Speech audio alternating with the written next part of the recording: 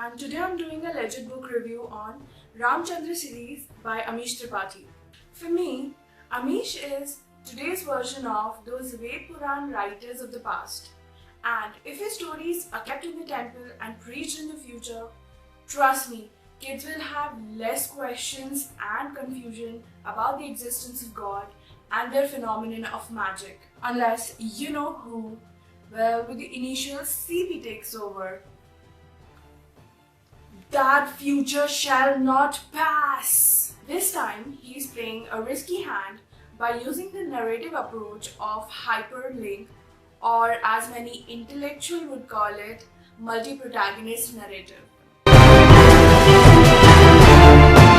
In this kind of narrative approach, multiple characters tell their story from their perception and their paths will cross in the timeline that the story is running in. He called his narration to be multilinear narration, which is that a lot of people tell their stories, multiple characters, and later on at one point they all will connect and the story will move forward as one.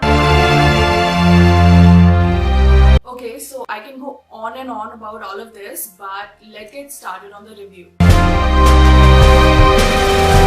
So the first book of the Chandra series is Sign of Ishkwaku. Hope I'm pronouncing it right. So this is the story about Lord Ram, of how he was born, what were the perils he went through, and how he came to meet Sita. And the story ends over here at the point where Sita is abducted by Ravan. So the second book in the series is Sita, the Warrior of Mithila. And it's a badass story of Lady Sita growing up and how she was not just some damsel in distress, but the lady who fought for right and against wrong. It was induced with messages of women empowerment. Rahul Gandhi, Emma Watson. It was super awesome. Did I just hear somebody say super awesome? I can use the term super awesome because I live in the 21st century. Please. All in all, these books imagine the Yuga of Ram and Ayodhya and how he came to be and became the god that he is known today. So, not an empowering end to Lady Sita's story then? Possibly. The book is full of imagination by Amish and loads of research on his part. He isn't just making wine out of water, but he actually knows what he's doing and what he's talking about. This book made me connect more to the past and actually made sense of what could have happened during the time of Ramayana. He has this seductive storytelling move which just, catches you in and you're like, you want to read more and more. Just like chocolate ice cream. Okay, now I want to have chocolate ice cream. I'll be back, guys. Yeah, so I'm back, guys, and let's talk about cons now. He used words like terrorist attack and awesome. I mean, they do justify the emotion, don't get me wrong, but they just don't feel right there.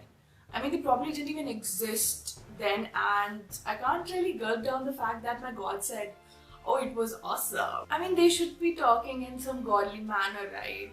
Was I the only one who thought that? You mean Sanskrit? No, I don't mean Sanskrit, okay? Oh, you meant Prabhu. No, man. I just give up with you, okay? Just get up. Go. Now. Fine. Bye. Continuing. If these words were an attempt to connect with the youth, then bad move, bro. I mean, the next thing you know, people will be like,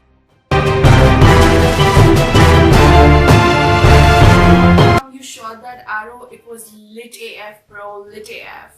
Or maybe the dancing banquets going swag. Whoa.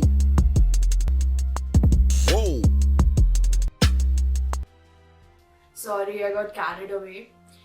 Anyways, the second point that I found really wrong was the time gap. I mean, the first book released in 2015 and the second one took a lot of time to come out. And I had to reread the first book in order to make sense of the second one, which was not really the kind of thing I look forward to. This kind of things just makes me want to wait for the whole series to come out so that I can just binge read it. despite these cons, these books are a delight to read. And I know Amish Tripathi as an author is doing everything he can to publish his books on time, and I'm sure it's hard on him to get them published really as soon as possible. So I would say, yeah, like just go check them out. They're awesome, and maybe you find the storytelling a bit redundant or a bit slow, but trust me, it is a treat that you should never miss out on. That was it. Tell me in the comment section below that do you also believe that his books should be a part of some university's course, like DU University or some other university, or some cultural trash? Hashtag tell me if you know whom I'm talking about. Also, if you like this video, please give it a thumbs up. Don't forget to share it with your friends, and please subscribe to this channel. Promises, promises. Till then, adios.